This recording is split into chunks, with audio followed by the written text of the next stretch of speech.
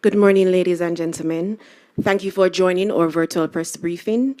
On our YouTube page, we apologize for the late start.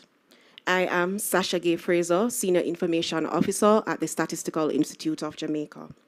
Today, our Director General, Ms. Carol Coy, will be presenting, or rather providing an update on the 2022 Population and Housing Census. Following Ms. Coy's report, we will take your questions and comment. For the question and answer session, Ms. Coy will be supported by our Deputy Director General, Ms. Leisha Delati-Boudier, Dr. Natalie Simpson, Director of Surveys, and Ms. Jessica Campbell, Director of Research, Design, and Evaluation Division. Without further delay, I will now hand over to Ms. Carol Coy. Good morning, everyone. Data collection for the 2022 Population and Housing Census began in September 2022. This census marked a significant departure from traditional methods by embracing innovative technology. For the first time, several countries, including Jamaica, incorporated the use of tablet computers to collect data. Tablet computers have modernized census operations, making them more efficient and secure. However, our journey was not without challenges that were quickly identified and addressed to ensure that the census was successfully conducted.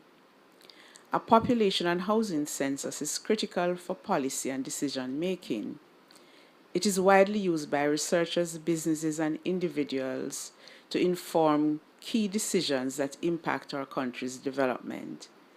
The operational process of every census includes not only data collection, but a post-enumeration survey to assess the data collected, identify the extent of the coverage, and address any shortcomings.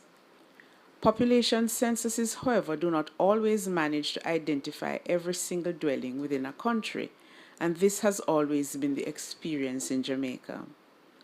STATIN is utilizing global statistical best practices to address the challenges we are facing.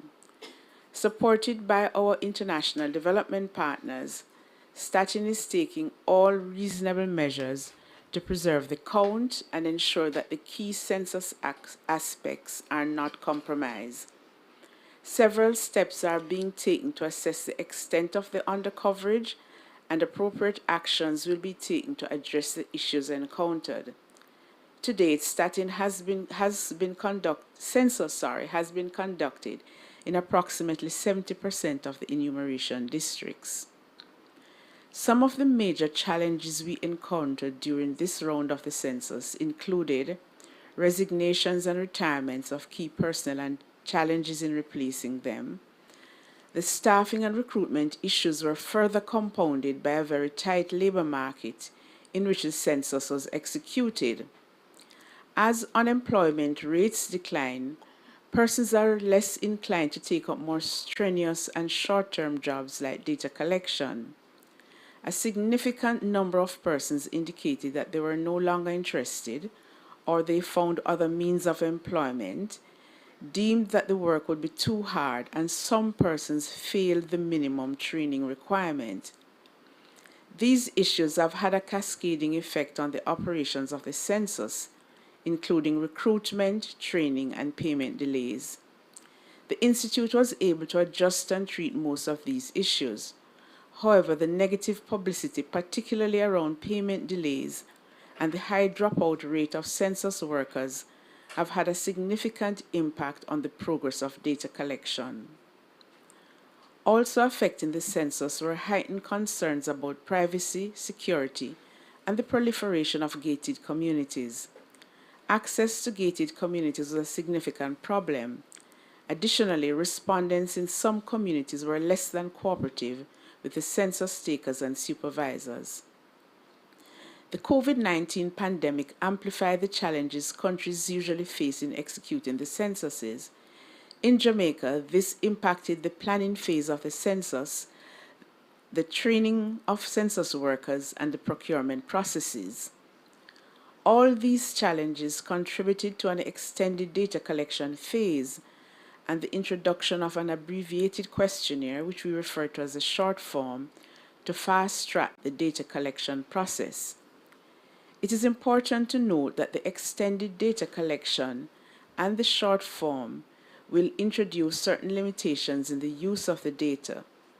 Certain indicators will no longer be available at the ED or community levels. However, this is a necessary compromise as we seek to preserve the most important aspects of the census. Some census workers have expressed concerns regarding remuneration. With the completion of the main data collection by contract workers, efforts are now focused on the processing of all outstanding payments to census workers. This process is taking longer than anticipated for several reasons, including the fact that some census workers have not completed the processes needed to facilitate payments. For those yet to be compensated, the non and the partial submissions or inconsistencies of the visitation record, which is a critical part of the data collection process, pose a significant challenge. STATIN, however, has put in place internal measures to address this issue. Although the extended data collection period is unprecedented for Jamaica, it was a feature of the 2020 World Programme on Population and Housing Censuses. The issues facing this round of census were a major discussion item at several international conferences, including the United Nations Statistical Commission and the CARICOM 46th regular meeting of the Conference of Heads of Government of the Caribbean Community.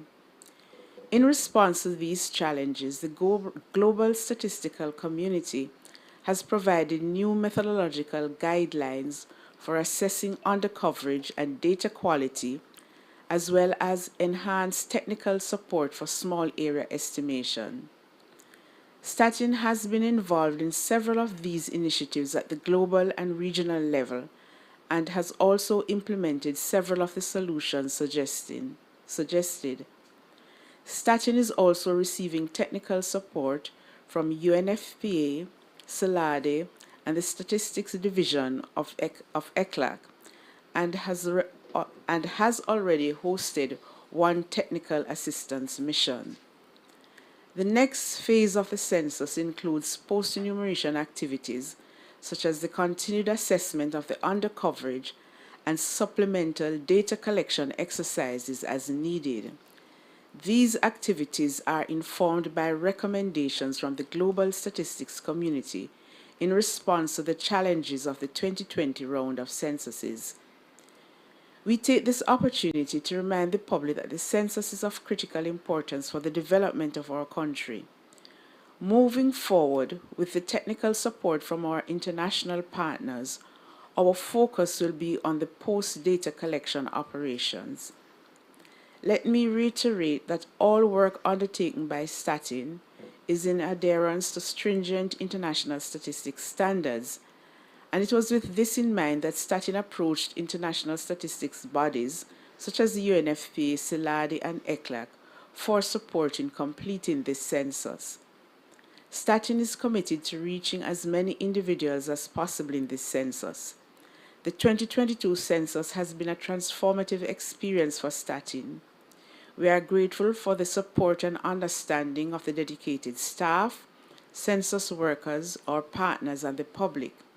We remain steadfast in our commitment to ensuring the accuracy and completeness of the census data and continuous improvement of our processes for future censuses. Thank you. Thank you, Ms. Coy. We will now take your questions. Please use the raised icon feature. When you are identified, please state your name and the name of the organization you're representing. We will take one question at a time.